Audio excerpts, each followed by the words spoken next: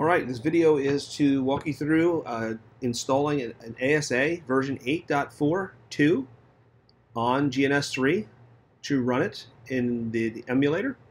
And I had a question from one of my students as to why you would do this and not use the Cisco provided virtual ASA that runs on VMware's Fusion, Workstation, Player, and ESXi, and the reason is because that version doesn't have everything in it. For example, there is no multi-context. So to do multi-context practicing or conversions and stuff, you need a real running ASA that's not the virtual platform. So you're either going to buy hardware or you can use this 8.4 older version and do it there. So we're going to be building that out today. The files are here, and what I've provided is the OS is usually a single bin file.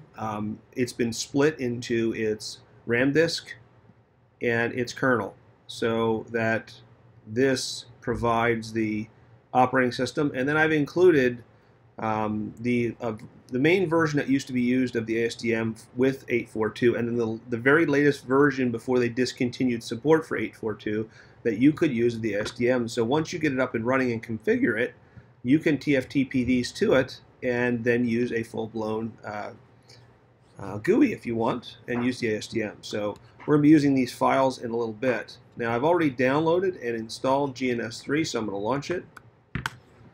And we're going to open it. This is just warning that I just downloaded something from the internet. You really want to run it. I'm doing this on a Mac, but you can do most of this on a Windows machine, or all of it as well. So this is asking for permissions on the Mac to run as a bridge. You'll see the UAC come up on the Windows environment. I'm going to say yes. I'm going to give it my password. Should give me one more of these prompts, and it does. I will, sometimes a third. Now it's asking for network simulations. How are you running your server type? And I'm going to use the local server because this is only a demo. You can actually build it out a little bit differently. I'll go next. And the setup wizard wants us to add images. Now what I'm going to do is I'm going to cancel this. I'm going to just hit finish. I'm unchecking that box. I'm going to hit finish. And then I'm going to hit OK here. And this wants us to create a project. And I'll create a project. Well, actually I won't. I'm going to cancel that. So once we do this, I'm going to go ahead and quit out of it once. And the reason I do that is because if we go to my user folder, on Windows this would be C:\/ users, your username. Under mine, it's the path is actually the hard drive /users/ here. And what it does, creates a folder called GNS with some files here. Okay, your projects will go in here and we'll save some images in here and stuff like that, but I want to create that folder first. So I'm going to go ahead and launch this again. It'll go through the same prompts. I'm going to put my passwords in. I'm going to use local server, and you can tell it not to show it to you each time. And we're going to leave this. And we're going to get in. It takes us to the preferences. Well, I will show you how to get there on your own. I'm not going to start a project yet. So in here, we're going to add a template. So in here, you don't have an ASA available as far as your objects, nor do you have it in here. So the idea is we're going to add it into this section by creating a new template. To do that, we can actually click New Appliance Template here, but I'm going to go into GNS Preferences, and again, this is under Edit Preferences in the Windows side. We go into the QEMU VM. So the QEMU VM is basically how you define a template, like an ASA object. You tell it where its hard drives and stuff are, and then you can use it over and over in projects. So we're going to do New. I'm going to call this Cisco ASA. For our purposes, we're going to do the legacy one, where we're not using the ASA V1000. We're using a legacy where the binary's been split. They'll give us warnings not to do this. We'll say OK. It'll find the GNS. I'm sorry, not the GNS, the QEMU binary for building the QEMU, for running the QEMU as an emulator. And this will probably default to 256, so you want to make sure this is 1024. We'll say OK. And now I got to make a disk image. So here's where we build the hard drive, which is technically a flash drive for a Cisco ASA. And you click Create here, and we want to make sure this is raw. This is the binary to the imaging program. to make the image, so we'll leave that alone. We'll go next. And what we want to do is we want to navigate to a location where we're going to put this. I'm going to store this in the documents, my user folder, GNS3, projects. No, I'm going to actually not store a project. I'm going to store it right here in GNS3. We're going to call it Cisco ASA HDA image. I hit save. And what happens on the Mac is this ends up behind something, so I'm going to look for it. There it is. We're also not going to make this 30 gig. That's 30 gig. So we want this to be 512 meg. So you have to do it that way. And I will click Finish, and that will actually format a drive and save it there.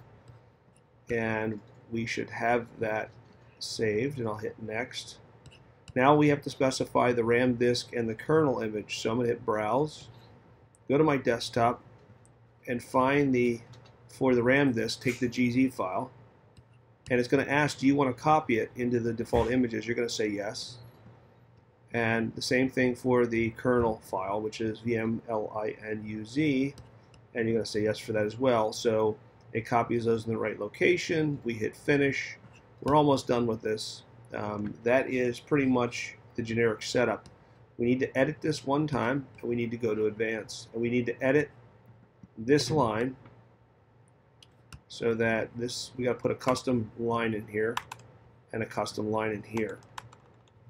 And I have those. I will go get those and paste them in.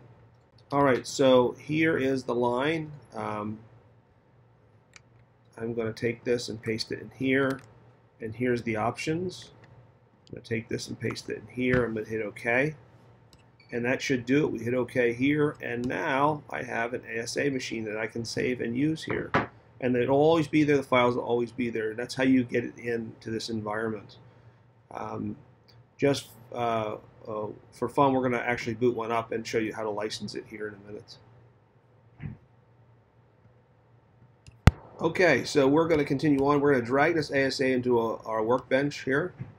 It's going to make a copy of that, and you can see it's over here. It's ready to go. We can actually, you can open the console to it once it's running. I should start it up first. So we'll push this. We'll start it up. I'll right-click it or double-click it, and you can get the console open. And this is where it should start to show as it boots. We're going to leave that open, and I'll come back to it. Now, modification I had to do, and I paused this video to get this to write, but it's only in the options. So what I'll do is I will post that. It's one of the options in my notepad that changed. It's this one here. So I will post the correct ones in the files that I zip up. So what I'm going to do now is boot this guy up. He'll start up. I can double click, and it will open the console, what's equivalent to the console, and we'll let that run. And as that's running the first time, we're going to activate it. And the activation does take like 10 minutes or so. It actually takes the activation code, sits there and looks at you for a while, then finally activates and asks you to reboot, and then you reboot it, and then when it reboots the first time, it sits for another few minutes and looks at you, but ultimately it does get fully licensed as a 5520 with, I think, 5 security contexts and some decent resources. So we're going to let this boot all the way up. I'm going to get the activation code that will be in the file in my clipboard. And what we're going to do is we are now at the ASA prompt, so I will type enable, and I will put no password. I will do config T and answer no. I will do a show version just to show you this version doesn't really know what it is. You can see 0 security context. I will paste in the activation key, and this is the part that sits there for 5 minutes, and even though it says failed, I will put this on pause and come back. Came back is about 5 minutes later, 7 minutes later. It wants me to confirm. I'll confirm. It says it wants to reload. I'll do a write just to save it. You want to make sure it writes or your disk isn't working, and I'll do a reload. It'll confirm. We'll let that reboot, and we'll be back as soon as it reboots. Okay, so this finally did boot up. It did hang for a little while, but if you do, let me do enable, and I do a show version. You can see this now known as a 5520, and it has licenses, 5 security contexts, 25 premium AnyConnect peers, etc., etc. So now it's full running ASDM. If do a dir, you will have the regular stuff that you usually have. And what we have to do is we would then do a TFTP and copy up the ASDM, which I'll do in another video. But that's how you get this up and running, and would give you a virtual ASA to work from. Follow the regular GNS instructions to get one of its NICs. Show int. Like one of these, bridged into your regular network so that you can access it by IP. Thanks for watching.